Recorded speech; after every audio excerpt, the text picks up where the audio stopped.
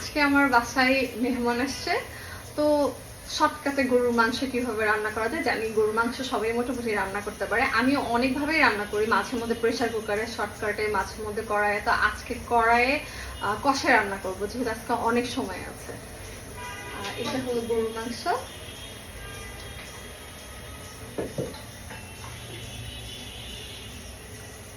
গরম মশলা, এলাচি, তেজপাতা, দারচিনি। আর আমি আসলে শর্টকাটে কাজ করি তো একটু, এই জন্য পেঁয়াজ রসুন আদা একসাথে ব্লেন্ড করে রাখা। আমার কাছে টেস্ট খারাপ আসে না, অনেকে বলে টেস্ট, এটা আসলে টোটালি রান্না ডিপেন্ডস করে নিজের ইচ্ছার উপরে, মন, মাইন্ড এবং সাজায় গুছায় কিভাবে রান্না করা যায় সেইভাবে। টেস্ট খারাপ আসে না, জিঞ্জার করি বা বাটি ভালো আসে হয়তো, বটে কিন্তু আমার কাছে খারাপ লাগে না, এইভাবে অনেক মজা লাগে রান্না। স্টার্ট করা যাক। আর আমরা ম্যাক্সিমাম টাইম সরিষার তেলেই রান্না খাই, বাট গরুর গোশটা কেন যেন সরিষার তেলের রান্নাটা মজা লাগে না, সোয়াবিন তেলটাই মজা লাগে। স্টার্ট করা যাক।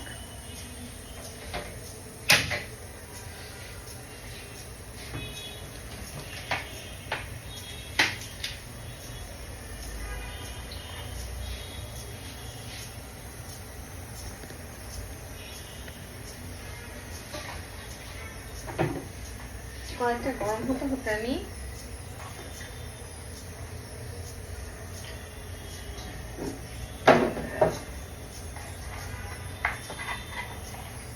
হলুদের গুঁড়া,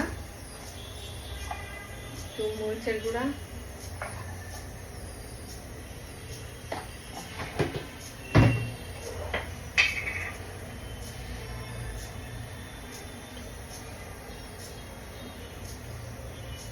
পরিমাণ মতো লবণ নিয়ে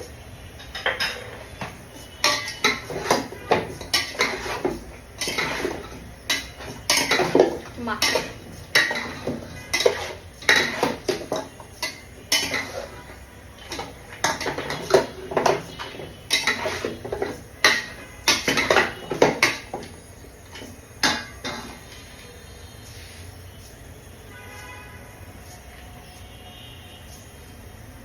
গরুর গোশে একটু তেলটা বেশি দিলে ভালো লাগে। আমার একটু হলুদের গুঁড়া লাগছে, আমি আগে হলুদের গুঁড়া একটু মাখাই, এই কারণে তাহলে আমি কালারটা বুঝতে পারি মাংসই আসলে কতটুকু রেডনেসটা আসছে। এবার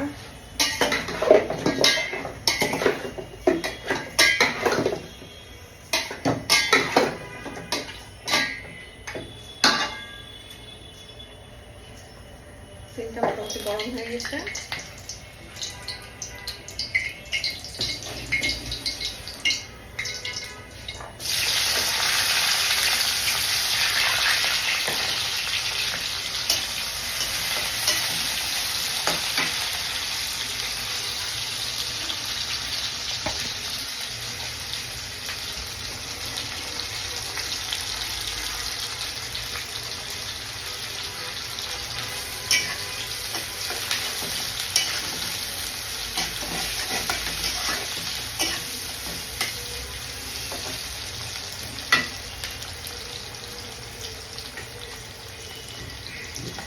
আমি এগুলো একটু ছেঁচে রেখেছিলাম।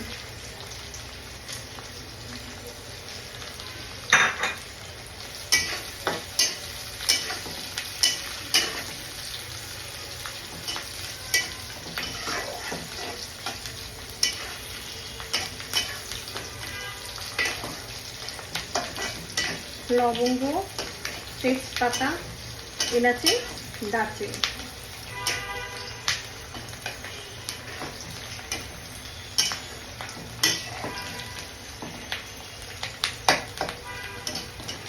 আমার অনেক ফেভারিট গরুর গোশ।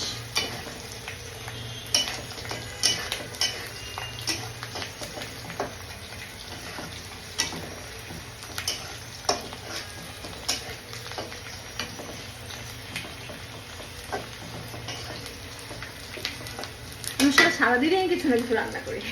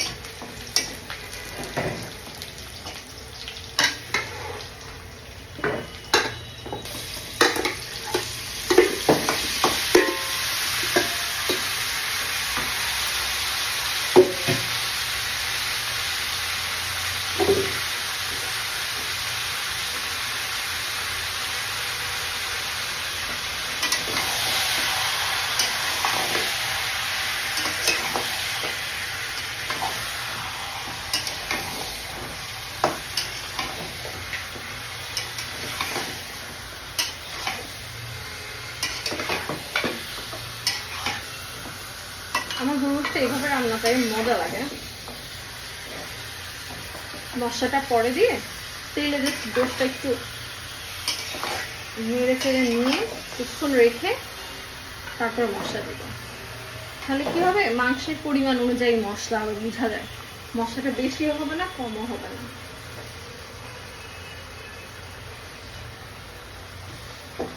আর জালটা কিন্তু ফুল স্পিডে থাকবে, গরু গোশটা আস্তে জালে কালার নষ্ট হয়ে যায়।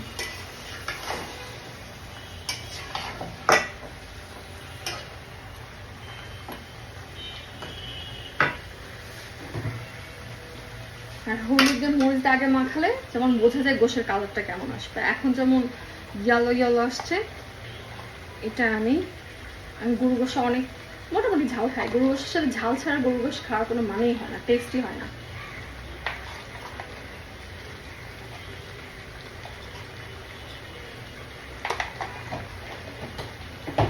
হলুদ মরিচ লবণ দিয়ে কষালে গোশের কালারটা সুন্দর আসে।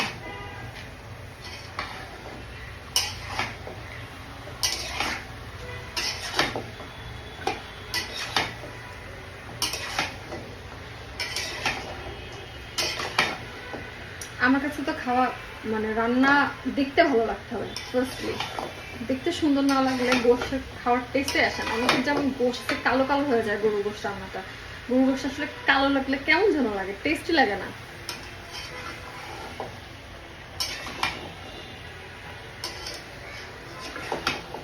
আসলে কালো কালো হয়ে যায় অনেক সময় বেশি কষানোর কারণে, মশলাটা বেশি কষে গেলে বা লেগে লেগে গেলে তখন গোশটা কালো হয়ে যায়।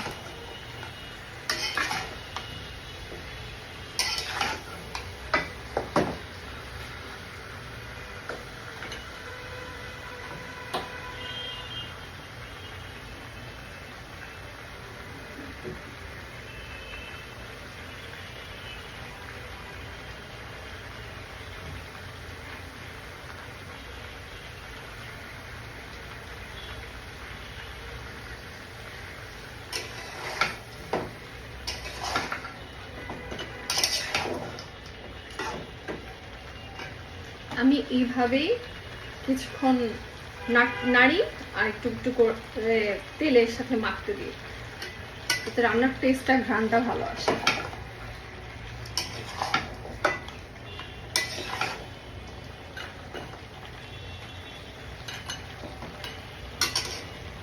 এটা এখন এমনি লেগে যায় না, কারণ গোশ থেকে আস্তে আস্তে একটা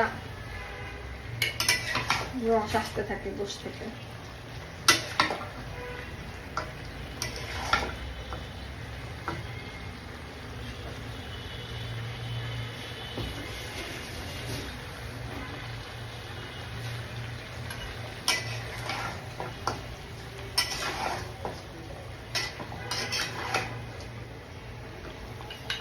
আর এইভাবে কষালে লবণটা ঢুকেও ভালো। অনেকে আছে গোশটা মাখায় রাখে, গোশটা মাখায় রাখলে না গোশটা কেমন যেন নরম হয়ে যায় বেশি তাড়াতাড়ি, মানে টেস্টটা ঢুকে না। বেশি বেশি নরম গরুর গোশটা মজা লাগে না আমার কাছে, না শক্ত না নরম হবে, সেটাই বেশি ভালো লাগে আমার কাছে।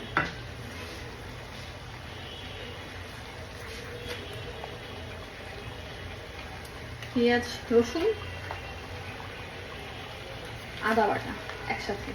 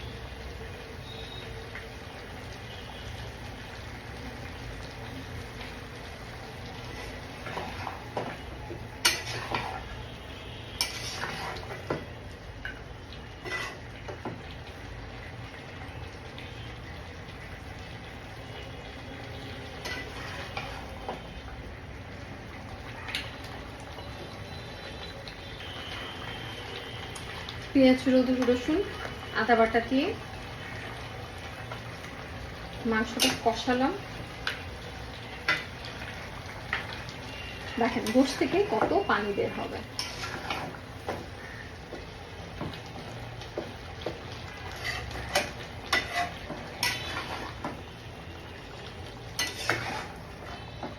গরুর গোশের পানি দিয়ে গরুর গোশটা কষাবো।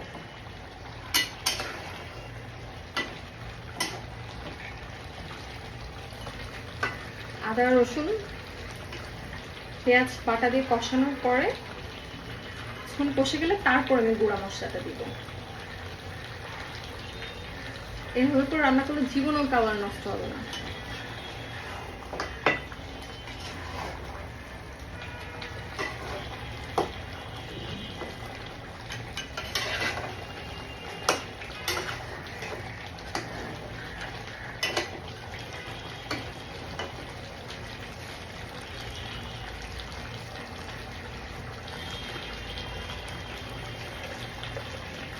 এবার আমি হোমমেড, এটা আমার বাসায় নিজের হাতে বানানো গরম মশলার গুঁড়া।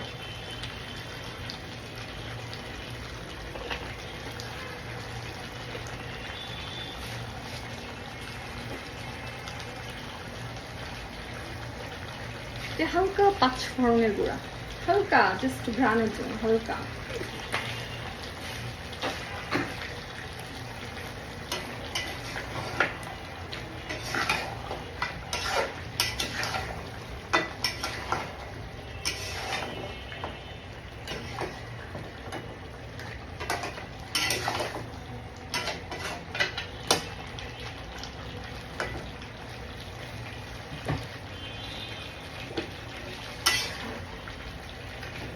আমি এবার জিরা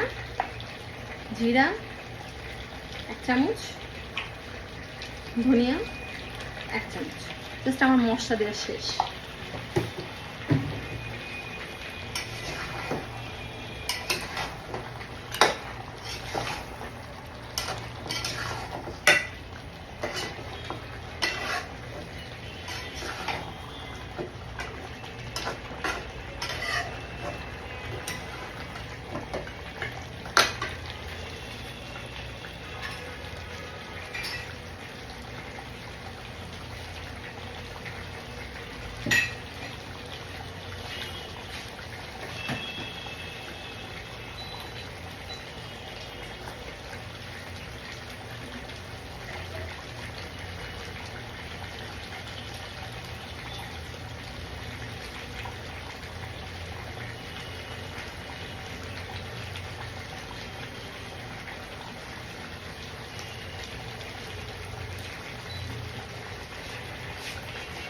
খুব বেশিক্ষণ কষাবো না, আর এখন বেশিক্ষণ কষালে পানিটা যখন টেনে আসতে থাকে তখনই আসলে তরকারি কালো হতে থাকে।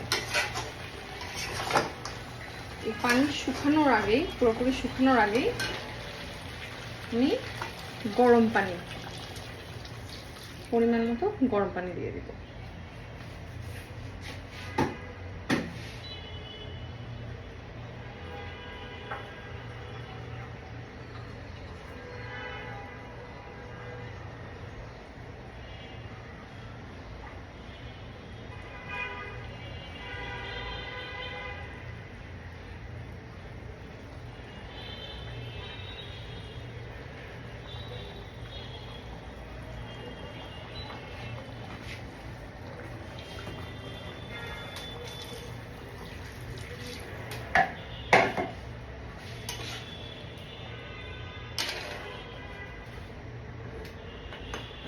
এই হলো আমার মাছের কালার।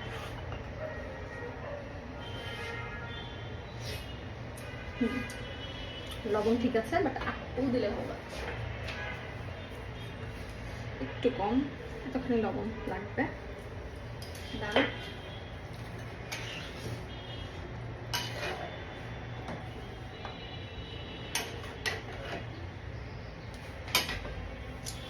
সিদ্ধ হয় তারপর আসবো।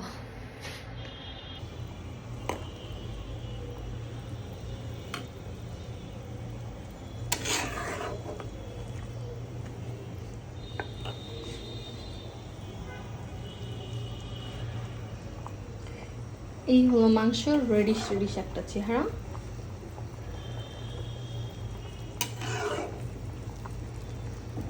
এটা আমি আলগা করি, সিদ্ধ হওয়া পর্যন্ত অপেক্ষা করব। যদি পানি পরে আরো লাগে তাহলে আমি গরম পানি অ্যাড করব।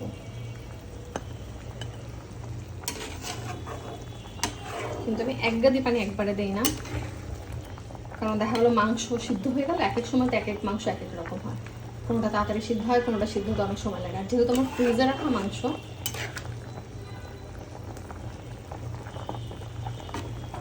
আমি আরও রিস্ক নেব না। টাটকা মাংস হলে আমি জানতাম যে তাড়াতাড়ি সিদ্ধ হয়ে যাবে, একবারে কম পানি দিতাম, কিন্তু ফ্রিজেরটা আরও রিস্ক। সো আমি পানি আমার পরিমাণ মতো দিয়ে এটা আলগা করে রান্না করব, কারণ ঢাকনা দিলে কালারটা নষ্ট হয়ে যাবে, সেই সুন্দর রেড কালারটা আসবে না যদি আমি ঢাকনাটা দিই। এখন রান্না শেষে দেখাবো। এটা হলো মাংসের ফাইনাল লুক।